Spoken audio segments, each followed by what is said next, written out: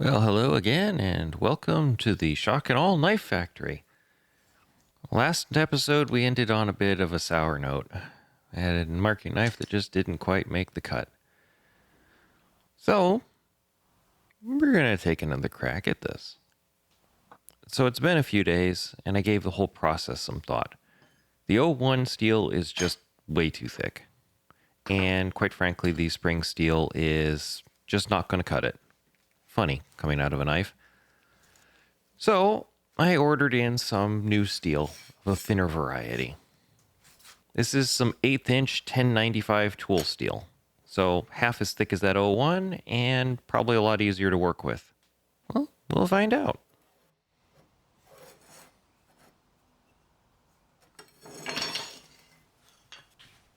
But with a new material, we need a new design. Oh, would you just look at that? Couple really handy CAD drawings for some marking knives. I wonder who put those there.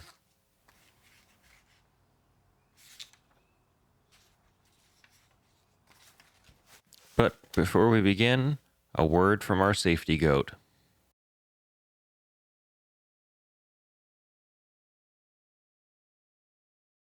Remember how I said the O1 is way too thick? Well, that's because I've had prior practice. See, this thing has got one chunky blade on it, which makes it a real pain to sharpen. I never have actually gotten a really good edge on it, to be honest.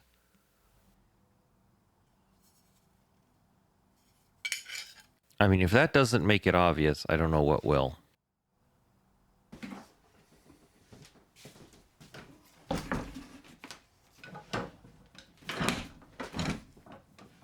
So we're going to start by abusing the belt sander here. I need to clean up the faces of that 1095. I may accidentally call it O1 several times in this video. We'll see. I'm already having to catch myself, and I'm just getting started here.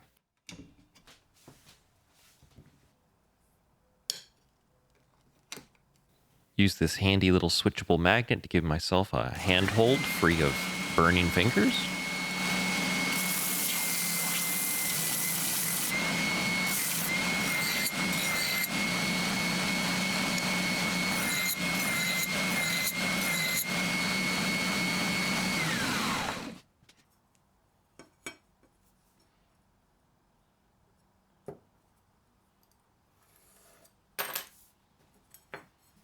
And then I'll scratch this template line into my steel for cutting, and we're going to use the Sharpie so that I can actually see it.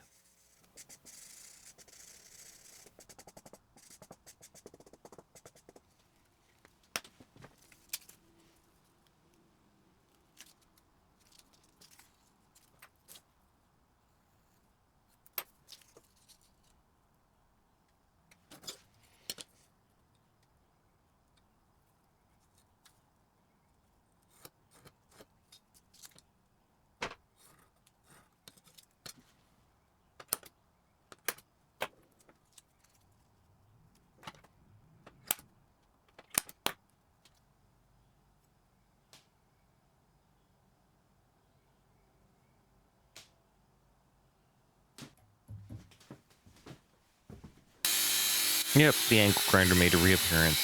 I mean, how else was I going to cut this? Karate chopping it? Like a guy named Tony?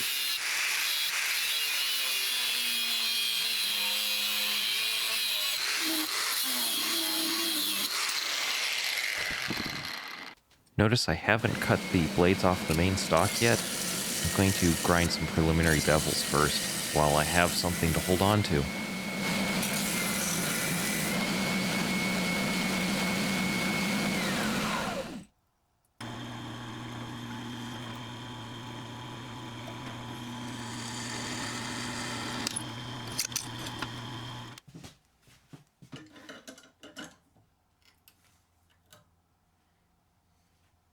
Ooh, dusty, dusty.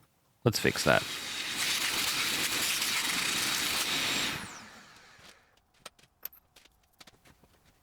Looks like it's time for some heat treatment. Or more accurately, a quench. Oh, don't forget the magnet. Canola oil. You can also eat this. I don't recommend this batch, though.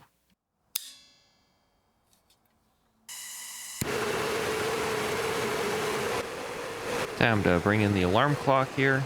Give you some idea of just how long it actually takes to heat this thing up.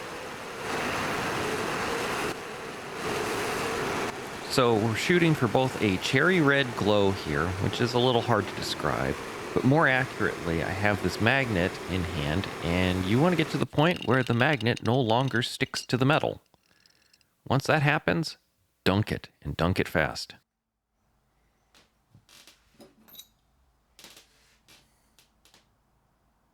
Here, we'll do the other blade in the dark so you can have a better idea of what this looks like. Besides, it's just cool cinema.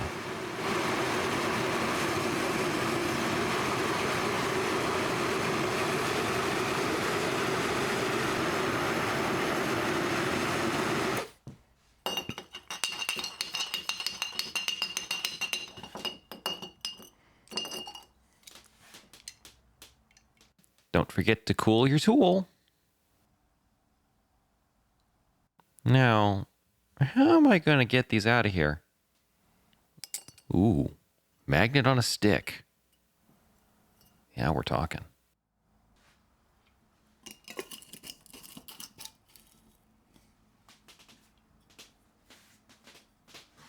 And now in the oven we go at 400 degrees Fahrenheit.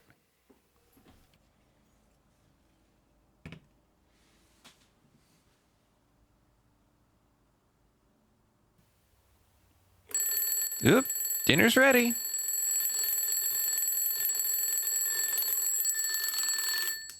Wait a second, SG. That's not a sauna. Bad goat.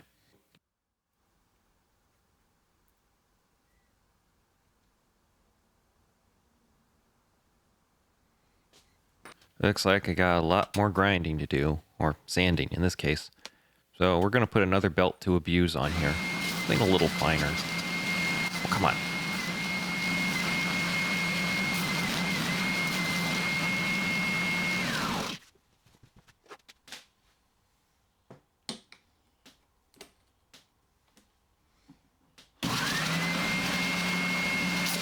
See, this is what happens when the magnet tries to stick to the sander as well as the knife.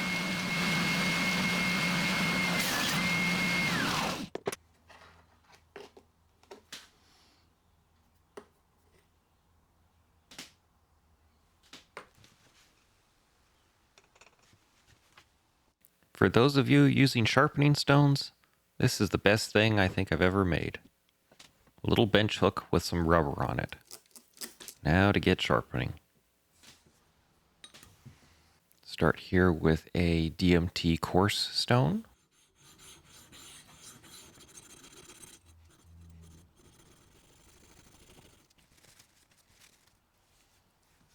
And then finish up on my 1000 grit Shapton stone.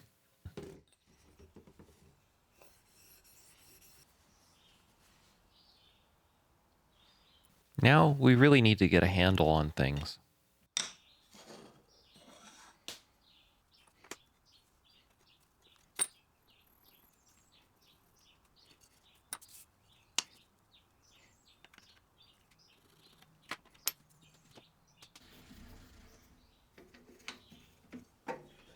Gonna cut in the ledge for the blade here.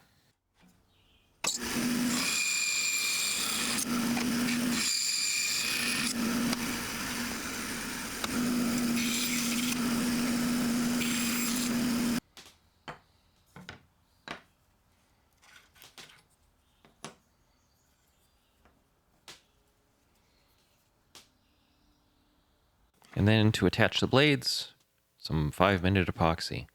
Anybody know why hardware store epoxy stinks so bad? I don't get it. This stuff is horrible smelling.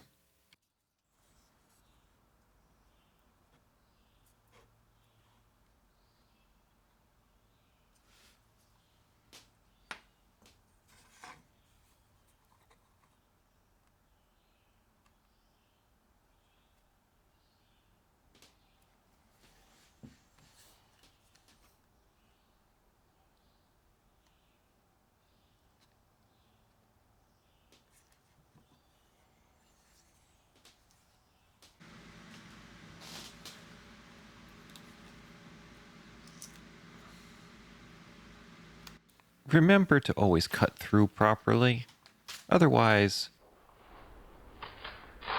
that happens.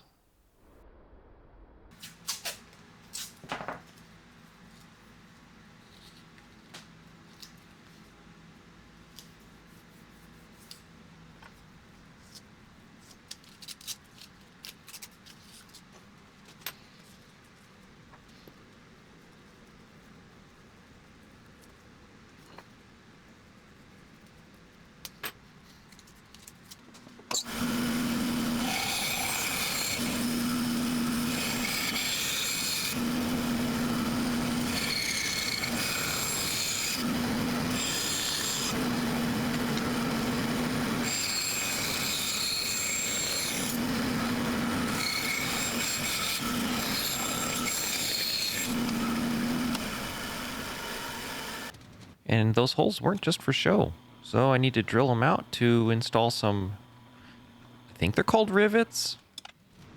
I am a sucker for copper. And it just so happens I have this really crazy ground wire laying around.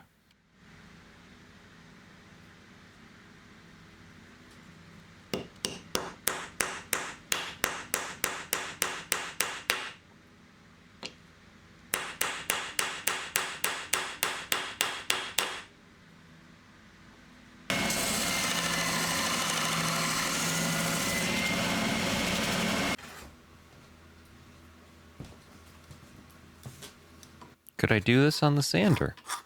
Yes. But do you want to watch that? I don't think so.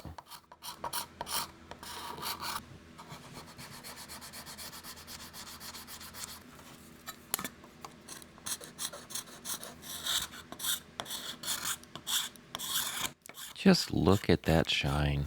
Scrapers and rosewood really do get along.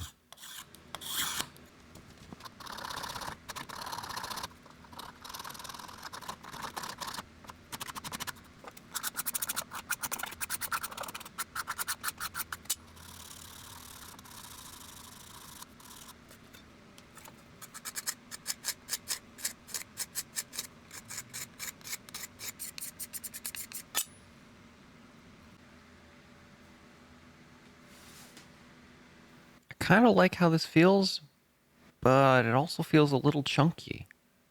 Let's do some ergonomics.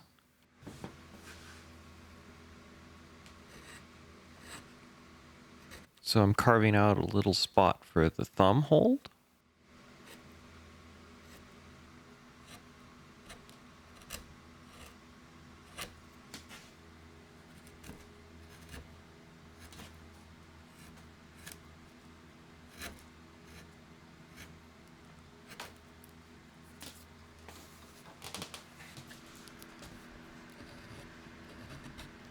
And some across the top for the index finger rest.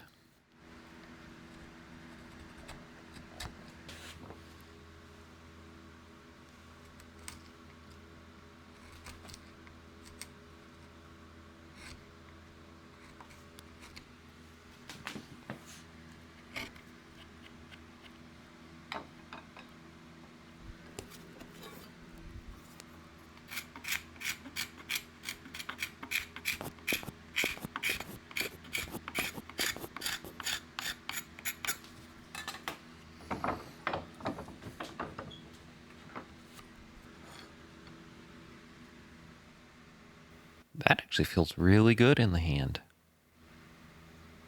Wow.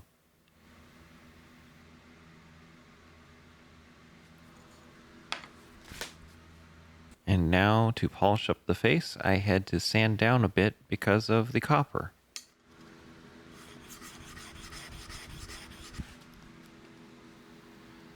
Notice how my thumbs are dragging on the diamond stone?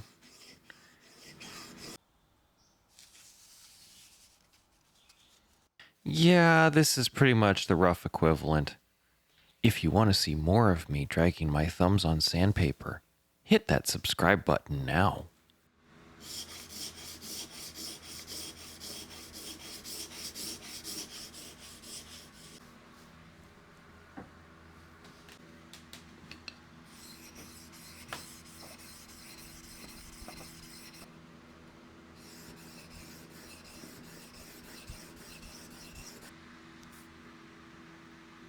She ain't perfect, but it's a workshop tool.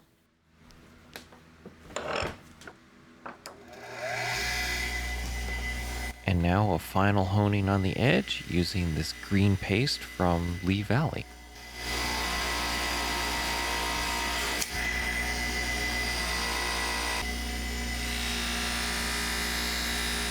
I find this is a really good way to touch up gouges.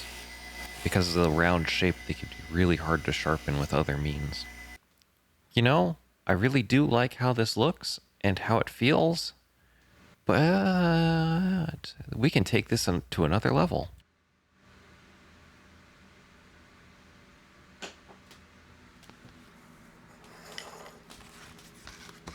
I did say I loved copper.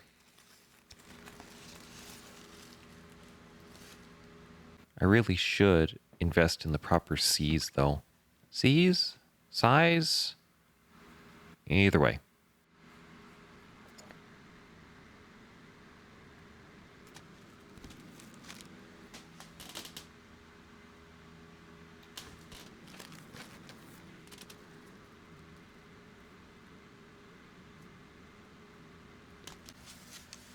Yeah, it's okay. I'm kind of hoping it'll wear in and kind of develop a patina with time.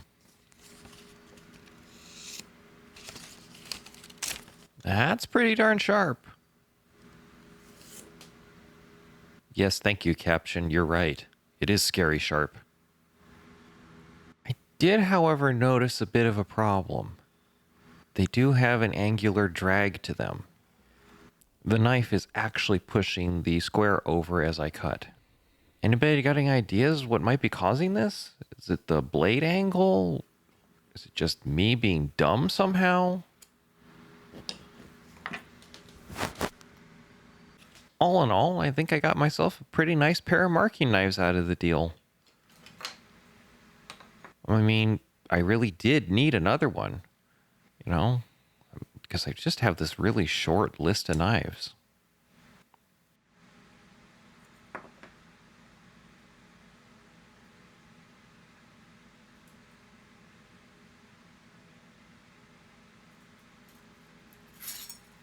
And I still have all this material left over to make a whole ton more.